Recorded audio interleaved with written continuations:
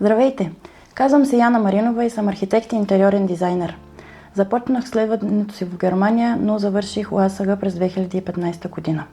От завършването си до 2021 година съм работила за различни архитектурни и интериорни студия. През 2021 година основавам Яма интериор и архитектура. Реших да се отделя и да работя за себе си и за семейството си. Архитектът е човек, който ще изготви за вас проект за вашата жилищна сграда, независимо дали ще е нова къща, пристройка, надстройка или някаква обществена сграда.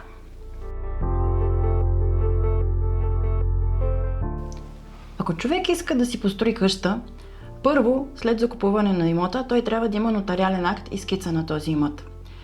След което се подава в общината заявление за издаване на виза. Отнема определено време, но след като е излязла тази виза, тя служи на архитекта за самото проектиране, защото в нея има указания и дадени параметри. След като започне самото проектиране от архитекта, следват редица консултации с самия клиент, докато той си хареса своята къща и се одобри самото разпределение. След като разпределението е одобрено от клиента, се преминава към следващия етап, който са другите специалности.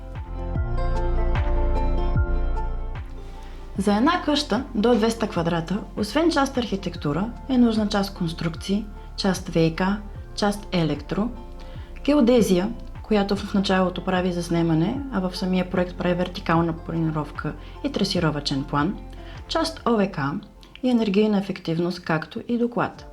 Прави се план за безопасност и здраве, който се внася след като излязло разрешението за строеж. Архитекта координира всички специалности и сверява всички инсталации.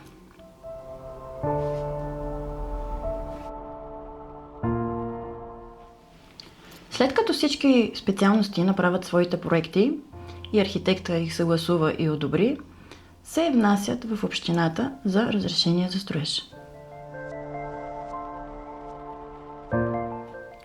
Тук има два варианта.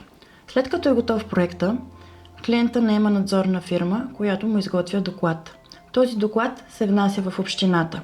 Това скъсява доста процедурата. Другия вариант е клиента сам да внесе проекта си в общината, но така процедурата е по-дълга. Една стандартна къща, около 200 квадрата, може да бъде проектирана за около 3 месеца. Срока не е точен, защото всичко зависи от клиента, колко ще се бавиме с него в първоначалната фаза на одобрение на идейния проект и функционалното разпределение.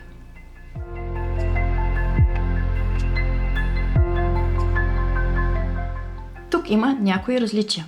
Например, преди да бъде издадена визата за проектиране, трябва да бъде направено така нареченото мотивирано предложение.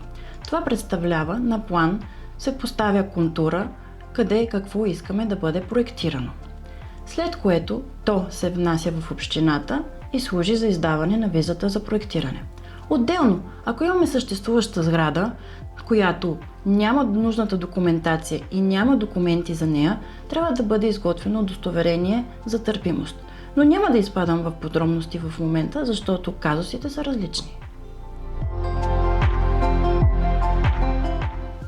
И аз благодаря за възможността да представя какво предлагам. Нека хората да ме търсят, на разположение съм.